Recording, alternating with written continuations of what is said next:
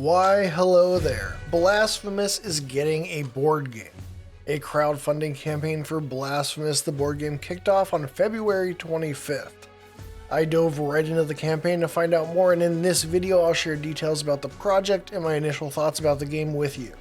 This video is not sponsored, although I'd be down for that Ludus Magnus if you're watching. I just love me some Blasphemous and I love me some board games, especially board games with gorgeous minis.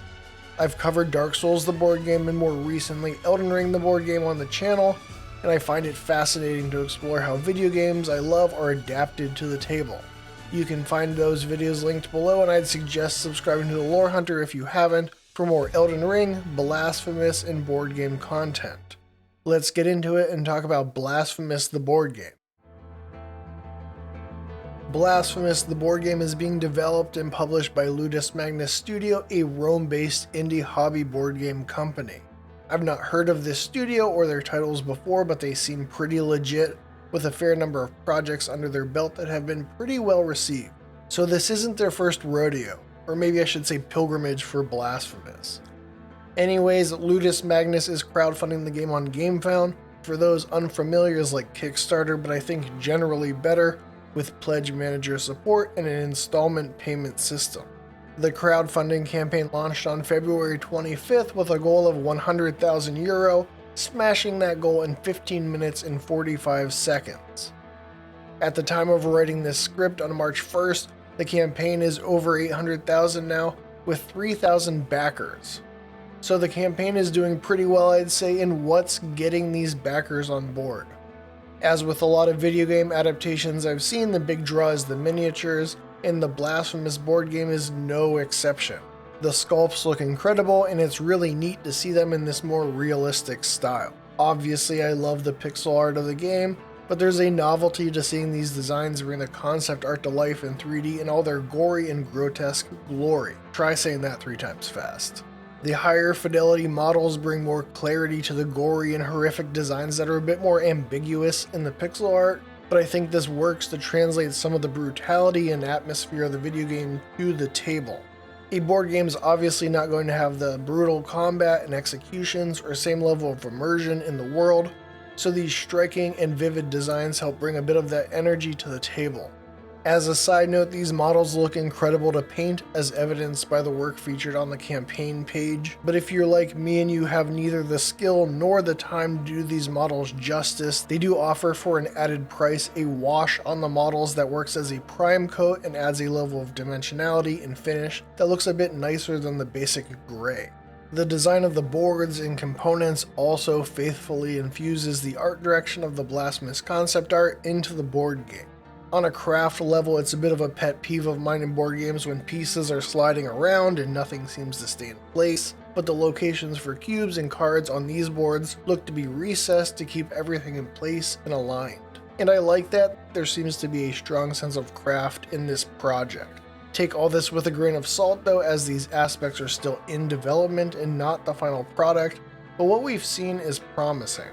Also promising is the game itself. A trap that a lot of video game adaptations make is to try and directly translate the gameplay of the video game to the board, which just doesn't always work out very well. Blasphemous the board game doesn't look to be doing that. There's preview videos I'll link below that show off a demo version of the game, but the quick explanation is that players will choose a pilgrimage to embark on that will have them taking on a certain boss called the Nemesis. Players will then scramble to beat enemies, complete quests, and do other things to make their penitent stronger. Penitents get stronger through getting upgrades, special abilities, and upgrading the faces of their penitents' 3 dice they use for combat and skill checks that abstract many of the mechanics of the video game. So fair warning, I think players looking for a replication of the exploration and combat will be disappointed with the board game. There seems to be some of the atmosphere and danger of exploration and combat in the board game, but it seems more like a game in which you're getting more time in the world of Custodia than something that's trying to emulate the video game. I think this is immediately obvious by the creation of these original penitents for the board game, which in a cool twist do wield the weapons found in Blasphemous 2.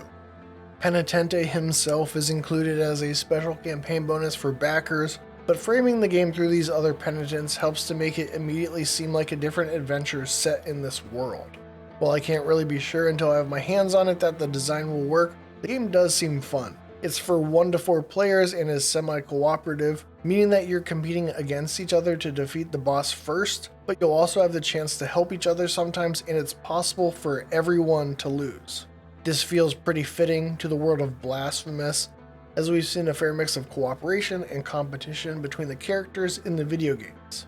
The semi-competitive nature of the game does have me curious how they'll replace the tension of an uneasy alliance with others for the solo mode, but we haven't seen anything specific about one-player rules yet. Of course, all of this comes at a price, and if you're unfamiliar with the cost of miniature-based board games, the price tag is probably going to surprise you. The basic backer tier is called Penance, and for 130 euros gets you the core board game and all the campaign stretch goals that unlock. The all-in version is called Custodia, and for 299 euros, you get everything in the Penance tier, plus 5 expansions that will be revealed over the course of the campaign. It's a little silly to me to ask someone to drop 300 euro without showing them right away what they'll get, but I've seen this before, and it's just a way to keep interest in the campaign steady as they have more to reveal and trickle out. There's no limited supply for these tiers, so if you're on the fence, I say wait it out until you see the value you want out of the tier you're interested in. On GameFound, you can also break the total up into multiple payments, which feels a little bit like a way to get me to slowly spend more money, but it's also a nice feature. This game definitely wants to reach deep into your pocket, but the stretch goals are looking pretty cool, and adding in more of the game's wonderful cast of baddies for all pledged tiers. Supposedly the vast majority of the denizens of Blasphemous 1 will be in the project by the end, with a lot of it backer-exclusive stretch goals given to all backers. The latest big reveal, the first expansion, showed off Quircy and the Amagura, and they look downright awesome, and I think a good sign of what's to come with the other campaign-exclusive expansions available in the higher tier or as an add-on to any tier. I'm personally looking forward to seeing how they translate Melquiades and the Last Son of the Miracle to the table, which have both been teased as campaign-exclusive expansions. And there you have it, a quick overview of the Blasphemous board game campaign running on GameFound until March 18th.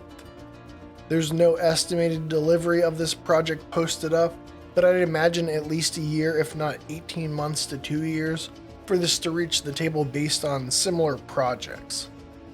So you've heard what I think, but what do all of you think? Are you interested in backing Blasphemous the board game, or is it not for you? Let me know your thoughts in the comments. If this video did give you a heads up about the project and you decide to back it, give the video a like and let Ludus Magnus know in the campaign that the Lore Hunter sent you. I'd love to get the channel on their radar so I could do some coverage for the board game. And of course, don't forget to subscribe to the channel for more Blasphemous and board game content. Thanks for watching.